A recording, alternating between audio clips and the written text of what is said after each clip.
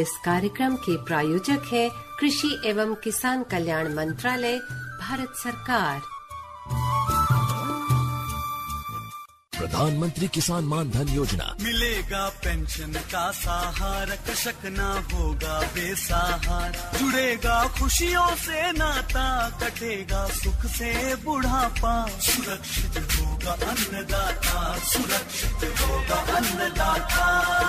प्रधानमंत्री किसान मान धन योजना से लघु सीमांत किसानों का भविष्य होगा सुरक्षित और 60 वर्ष की आयु से 3,000 रूपए मासिक पेंशन होगी सुनिश्चित। 55 रूपए से 200 रूपए की मासिक किश्त देकर प्रवेश कर सकते हैं। 18 से 40 वर्ष तक के किसान इस अंशदायक योजना में सरकार देगी बराबर का योगदान। सभी किसान भाई बहन इस योजना के लाभ के लिए जन सेवा केंद्र में जाएं और अपना निःशुल्क नामांकन कराएं। प्रधानमंत्री किसान मान धन योजना, अन्नदाता के परिश्रम को संबल, पेंशन से सुरक्षित उनका कर। कृषि एवं किसान कल्याण मंत्रालय, भारत सरकार द्वारा जनहित में जारी। FM गोल्ड चैनल 100.1 मेगाहर्ट्ज पर स्वागत है आप सभी का कार्यक्रम किसान की बात में। एक और कड़ी लेकर, जानकारियां लेकर और हमारे किसान भाइयों की बातचीत लेकर हाजिर हैं आपके साथ स्टूडियो में। मैं हूं अरविंद और मेरे साथ हैं आज कोमल। मैं हूं आपके साथ कोमल। और अरविंद, शनिवार के दिन हम अक्सर अपने किसान मित्रों के लिए लेकर आते हैं बातचीत फसल के रंग किसान के संग के अंतर्गत, जिससे कि हमारे किसान भाई जो हैं अपना जो अनुभव है अपने बाकी के किसान मित्रों के साथ हमारे जरिए जो है वो साझा कर सकते हैं। तो इसी कड़ी में आज बातचीत रहेगी हमारे किसान मित्रों से बाजरा में मूल्य संवर्धन और तकनीक। ये बातचीत तो हम अपने किसान मित्रों को सुनवाएंगे, लेकिन आइए पहले कुछ जानकारी दें बाजरे के बारे में अपने किसान मित्रों को। जी, बाजरे खाने के जो है बहुत फायदे हैं। बाजरे को कई तरीके से उगाया जाता है। वो पशुओं के चारे के रूप में भी उगाया जाता है इसके लिए।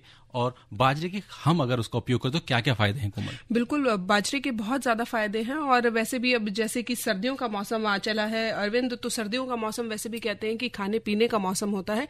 और सर्दियों के मौसम में बाजरे की रोटी, बाजरे की खिचड़ी बहुत ज्यादा हम सभी को पसंद भी आती है और सेहत से भरपूर भी होती है। रही बात बाजरे की, साबुत अनाज के रूप में हम इसे जानते हैं और ये बहुत ही ज्यादा जो है हम लोगों के लिए फायदेमंद होता है। और इसमें विटामिन बी और कई खनिजों से भरपूर होने के अलावा बाजरे में एंटीऑक्सीडेंट भी होते हैं, जैसे फाइटेट, फिनॉल और टैनिन। और बाजरे को खाने से जो है हमारे दिल को भी बहुत फायदे होते हैं। जी हाँ, आपको बता दें कि बाजरा कोई नई फसल नहीं है। ये हजारों साल से जो है इस्तेमाल में आ रही है। भारत के अलावा दक्षिण पूर्वी एशिया जैसे चीन, पाकिस्तान, अरब, सूडान, रूस और नाइजीरिया में भी ये एक महत्वपूर्ण फसल है। और हम बात करें भारत में तो ये हरियाणा, गुजरात, महाराष्ट्र, राजस्थान, मध्य प्रदेश, उत्तर प्रदेश में उगाई जाने वाली फसल है।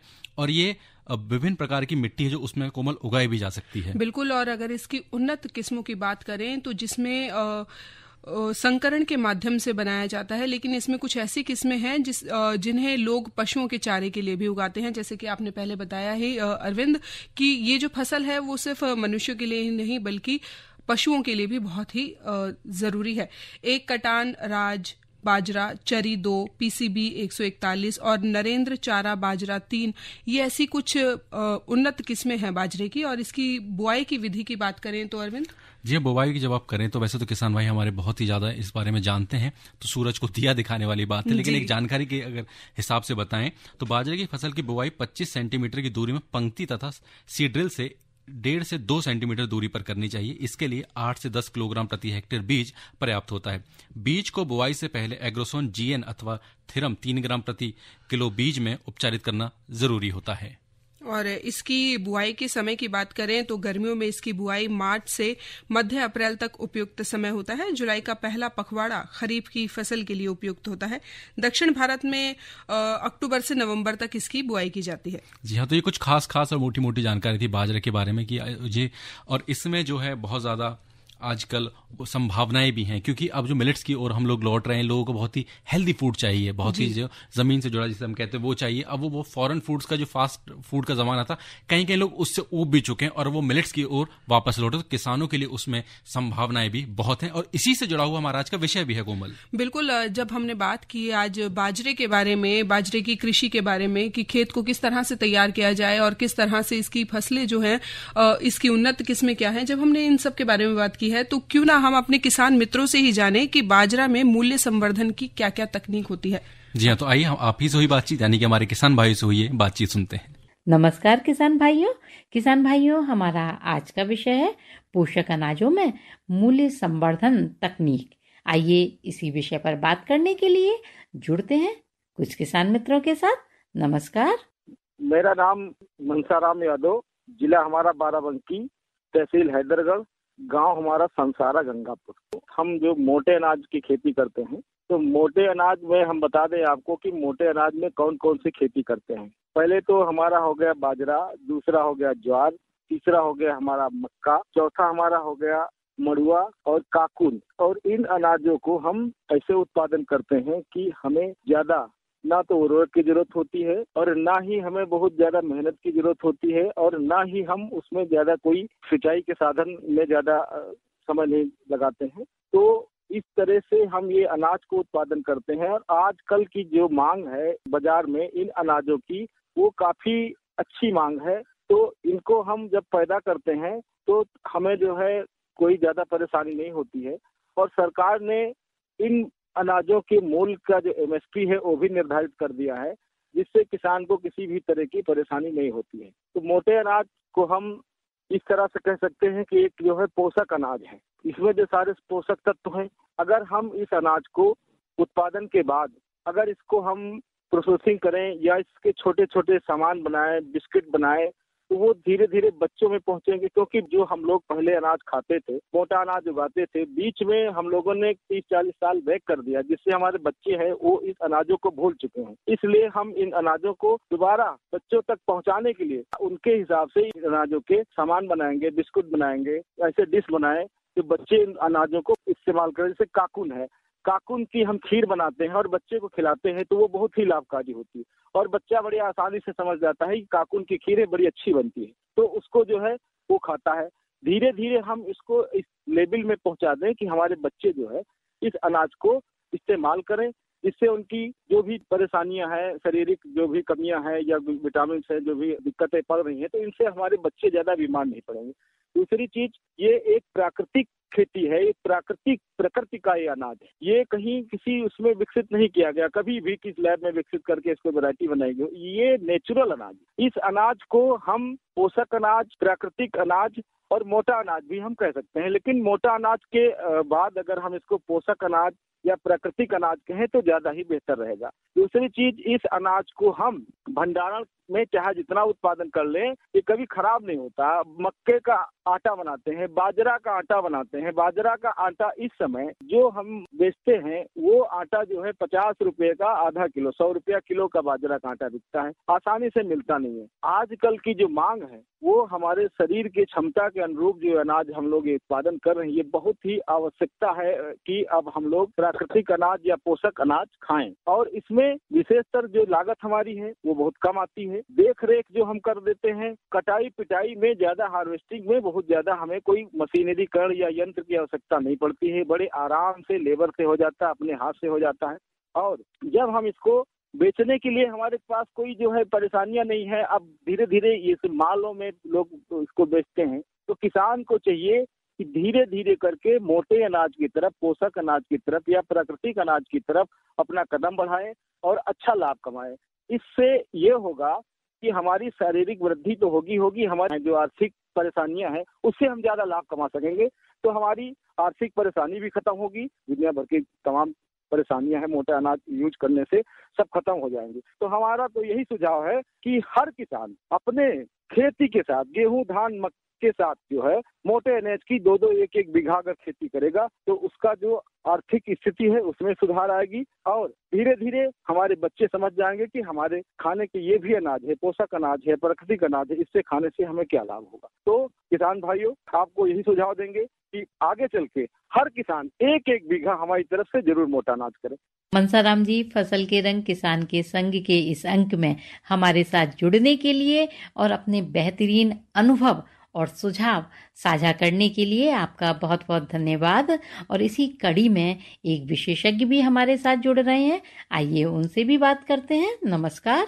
मेरा नाम शिवराम यादव, कंदन विकास निदेशालय भारत सरकार के कृषि मंत्रालय के अधीन कार्य कर रहे हैं। उसके अंदर मिलेट्स को बढ़ावा देने के लिए विशेष कार्यक्रम चलाए जा रहे हैं, जिसमें मिलेट्स के उत्पादों को ज्यादा समय तक संरक्षित करने के लिए और उनके उत्पादों को ज्यादा से ज्यादा समय तक उनको संरक्षित करने के लिए IIMR को उनके सेल्फ लाइफ इनहेंसमेंट के लिए कई प्रोजेक्ट दिए हुए हैं। उन प्रोजेक्ट के तहत उन उत्पादों का संग्रह किया जाता है। उन उत्पादों के संग्रह की विधियां और उनसे उन उत्पादों को उनमें संग्रहित करने के लिए प्रोजेक्ट पर कार्य किया जा रहा है।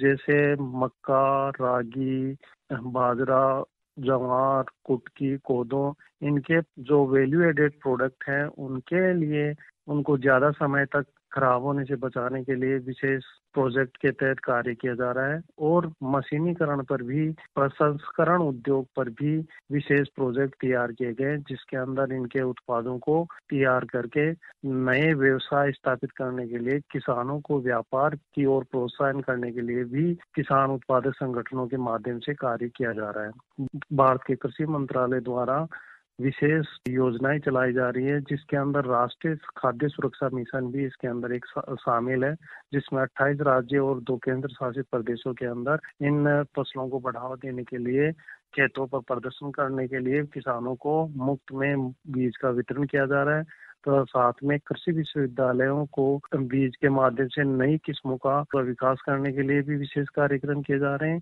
तथा किसानों को सब्सिडाइज बीज उपलब्ध करवाए जा रहे हैं और उनको मिलेट से संबंधित कृषि यंत्रों पर विशेष रूप से सब्सिडी का प्रावधान किया गया है। किसान उत्पादक संगठनों के माध्यम से भी किसानों को जोड़ने का कार्य मिलेट्स के संवर्धन में विशेष रूप से किया जा रहा है। और मिलेट्स के संवर्धन के लिए भारत सरकार के एक विशेष प्रोजेक्ट पोर्टल के माध्यम से भी उनके उत्पादों को एक स्थान से दूसरे स्थान पर पहुंचाने के लिए किसान रेल योजना भी चालू की गई है तथा साथ में ट्रांसपोर्टेशन सुविधा के लिए भी कृषि रथ योजना के नाम से किसानों को एक प्लेटफॉर्म पर विशेष सुविधाएं दी जा रही है। और आजादी के 75वें महोत्सव पर किसानों को एक साथ एकजुट करने के लिए निचले स्तर पर मैदानी क्षेत्रों में और पहाड़ी क्षेत्रों में विशेष कार्यक्रम आयोजित किए जा रहे हैं। और ये सब योजनाएं भारत सरकार के कृषि मंत्रालय द्वारा राज्य सरकारों के माध्यम से किए जा रहे हैं और राज्य सरकारें इस कार्यक्रम को बहुत ही अच्छे ढंग से सभी 28 राज्यों और 2 केंद्र शासित प्रदेशों में विशेष रूप से कर रही है। संयुक्त राष्ट्र संघ के अंदर प्रस्ताव के तहत अंतर्राष्ट्रीय मिलेट महोत्सव का भी आयोजन किया जा रहा है, जिसमें मिलेट्स के उत्पादों, फसलों और किसानों को उनमें जोड़ने का प्रावधान किया गया है, जिसमें संयुक्त राष्ट्र संघ के सभी सदस्य देशों के द्वारा उनका नेतृत्व करने का कार्यभार भी भारत सरकार ने प्री लॉन्च्ड के माध्यम से चालू कर दिया गया है और इसमें सभी देशों को शामिल किया गया है, जिससे मिलेट्स के गुणों के आधार पर उनके क्षेत्रफल को बढ़ाकर ज्यादा से ज्यादा उत्पादन किया जाए और उनके एक्सपोर्ट को बढ़ावा दिया जाए। एक्सपोर्ट के अंदर कृषि उत्पादों जो मिलेट्स के उत्पाद हैं उन पर भी विशेष ध्यान दिया गया है। किसानों के लिए सबसे बड़ी खास बात यह है कि किसान सबसे ज्यादा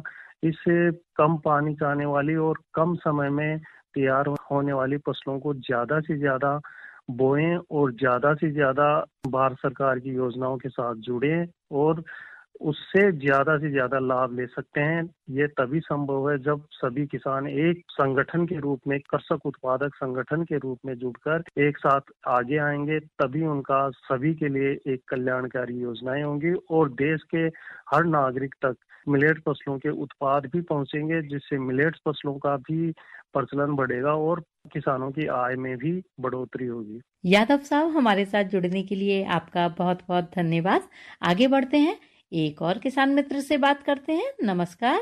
मेरा नाम शिवराम गुजर है, ग्राम बजरंगपुरा, तहसील विराटनगर, जिला जयपुर, राजस्थान में ये मेरा गांव। और हम ये मिलेट्स में बाजरा, ज्वार, रागी ये कम से कम 20-25 साल से बो रहे हैं। इसमें अच्छी अच्छी वैरायटी देख के बोते हैं, अच्छी पैदावार होती है। ये बाजरा, रागी, ज्वार है जो हमारे पशुओं के लिए भी बहुत लाभदायक चीज है और दूध भी अच्छा देते हैं हमारे पशु और चारा भी इसमें बहुत ज्यादा निकलता है। और मनुष्य के लिए भी ये बाजरा, ज्वार, रागी इसमें बाजरे में थोड़ी गर्मी होती है, तो ये शरीर के लिए भी लाभदायक बहुत ज्यादा होता है। और इसकी पैदावार करीबन 1 हेक्टेयर में 35 क्विंटल अच्छी पैदावार हो जाती है।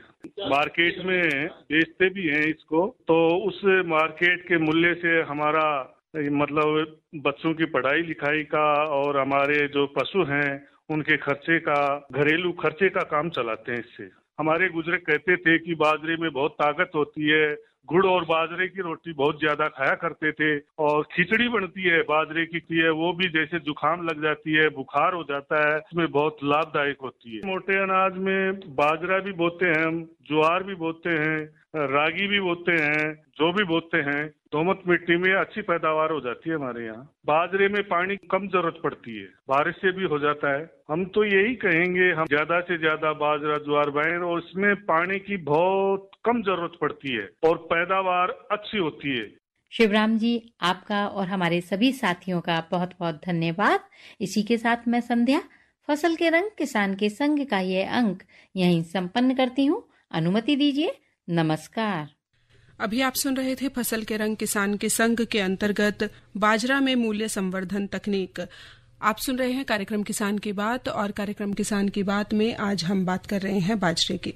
जी, और बाजरा जो कि मोटा अनाज जिसमें हम कहते हैं मिलेट्स के अंदर भी आता है। और एक बहुत अच्छी बात जो हुई थी 2021 में, जिस पर एक बार हम आपको बता दें, जो 2023 से जुड़ी हुई है। और दोस्तों वो ये है कि संयुक्त राष्ट्र महासभा द्वारा भारत की ओर से पेश किए गए प्रस्ताव को सर्वसम्मति से स्वीकार किया गया था, जिसके तहत वर्ष 2023 को अंतर्राष्ट्रीय मोटा अनाज वर्ष यानी कि इंटरनेशनल ईयर ऑफ मिलेट्स घोषित किया गया है।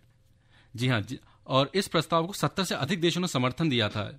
इसका उद्देश्य है बदलती जलवायु परिस्थितियों में मोटे अनाज के पोषण और स्वास्थ्य लाभ और इसकी खेती के लिए उपयुक्तता के बारे में जागरूकता बढ़ाना। और अगर मोटे अनाज की बात करें तो अरविंद, इसमें और भी बहुत सारे अनाज शामिल होते हैं, जिसमें ज्वार, बाजरा, रागी, कंगनी, कुटकी, कोवो, सावा, ऐसी बहुत सारे जो अनाज हैं वो मोटे अनाज कहलाते हैं। और अगर कभी हम पीछे की तरफ मुड़कर देखें तो हमने कई बार अपने बड़ों से सुना भी है कि मिक्स अनाज की जो रोटियां होती हैं वो बहुत ज्यादा फायदेमंद होती हैं। यानी कि जो हमारे पहले जो पूर्वज थे, जो हमारे जो बड़े थे, वो ज्यादातर यही जो मोटे अनाज हैं इन्हीं का इस्तेमाल किया करते थे। उस समय में गेहूं की रोटियां ये जो है बहुत कम प्रचलन में हुआ करती थी, और उनकी सेहत जो है आजकल की युवाओं की सेहत से काफी बेहतर ही पाई जाती है। जी, और जिसका मुख्य उद्देश्य दोस्तों ये है कि खाद्य सुरक्षा और पोषण में पोषक अनाज यानी कि अनाज, बाजरा और मोटे अनाज के योगदान के बारे में लोगों को जागरूक करना और इसका प्रसार करना है। पोषक अनाज के टिकाऊ उत्पादन और गुणवत्ता में सुधार के लिए हितधारकों को प्रेरित करना भी है, और साथ ही इन दोनों उद्देश्यों को प्राप्त करने के लिए अनुसंधान और विकास एवं विस्तृत सेवाओं में निवेश बढ़ाने पर ध्यान देना भी बहुत जरूरी है। हर जोखिम से निकल कर फसल आए, सुरक्षित हो जाए,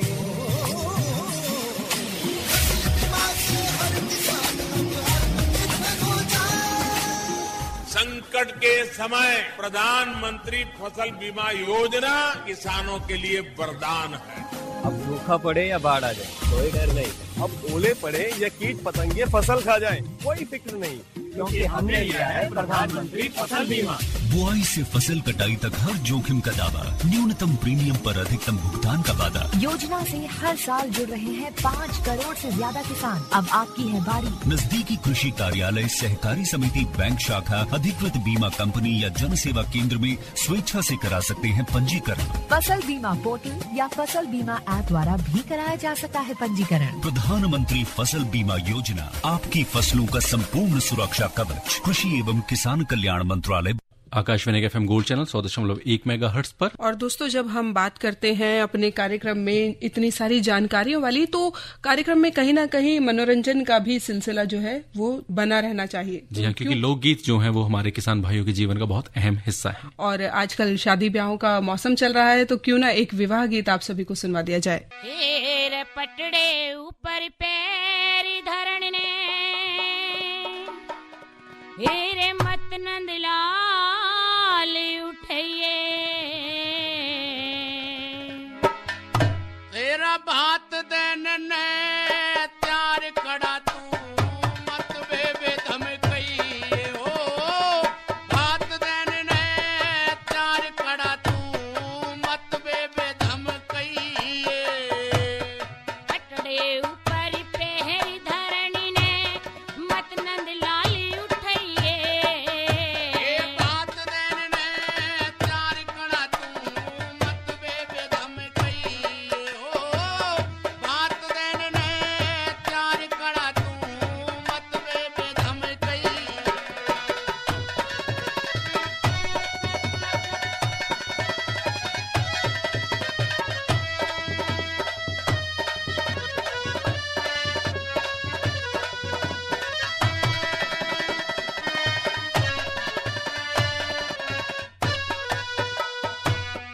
तू के जाने भाई बहन का रिश्ता कैसा हो से दर्शन हो जा दोनों के वो समय चैन का हो से भाई का फर्ज दुखों से अलग ना अलग रहने का हो से और जानू सु भैया का फर्ज भी हेरा दुख में सहना होता जानू सु भैया का फर्ज भी रे दुख में सहना होता तेने कृष्ण कहानी भाया तू हाँ तेने कृष्ण कहानी भाया तू हेरे अपना फर्ज बताइए तेरा तीर सभा में रे बढ़ा दिया तू मत तान भुलइए हो तीर सभा में रे बढ़ा दिया तू मत तान भुलइए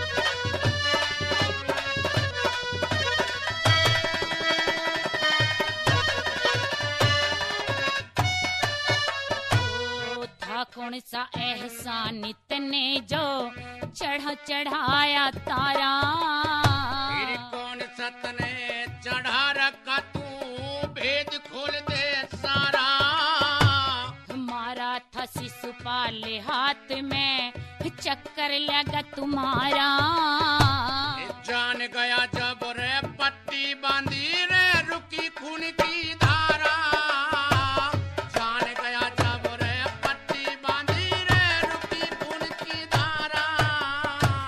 वचन दिया एहसान बताया वचन दिया एहसान बताया चला यहाँ से जाइए सब सब के दे बेबी जो बात अनोखा चाहिए सब सब के दे बेबी जो बात अनोखा चाहिए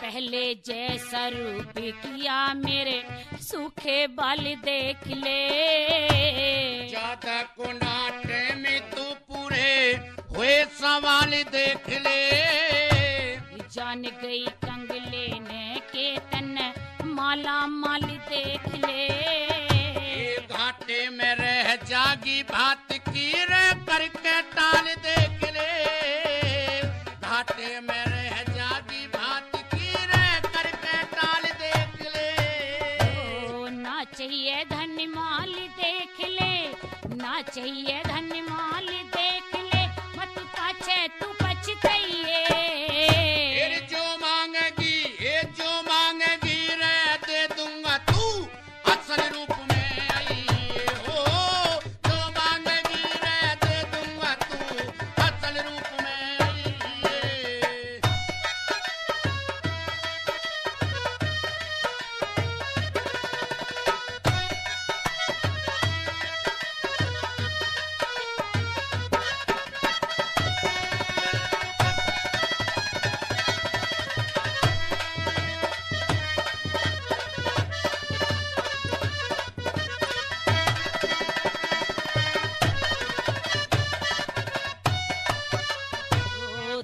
वचन भर दे छलियाना मांगू हीरा मोती एक वचन दे दे बहना ना छोड़ू बहनी फिरोती भर दोनों वचन दिए फिर खड़ी भात पे रोती तेरा मेरा दोस्त नहीं है रे समय सरारी होती तेरा मेरा दोस्त नहीं है समय सरारी होती 18 छोनी दल का पीऊ 18 छोनी दल का पियो ये भैया खून पिलइए ये पांचों पांडव रे और कृष्ण पे महम द्रौपदी भई हो पांचों पांडव रे और कृष्ण पे महम द्रौपदी भई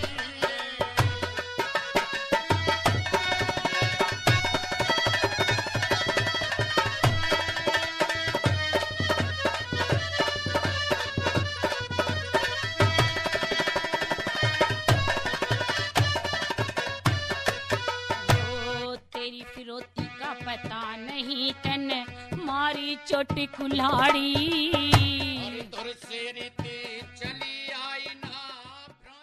आकाशवाणी के FM गोल्ड चैनल 100.1 मेगाहर्ट्ज पे दोस्तों कार्यक्रम चल रहा था किसान की बात, जो अब अपने लगभग अंतिम पड़ाव है, जो आज की कड़ी है। फिलहाल आज किसान की बात कार्यक्रम को हम यही समाप्त करते हैं। मुझे यानी कोमल भारती और मुझे अरविंद को दीजिए इजाजत। नमस्कार।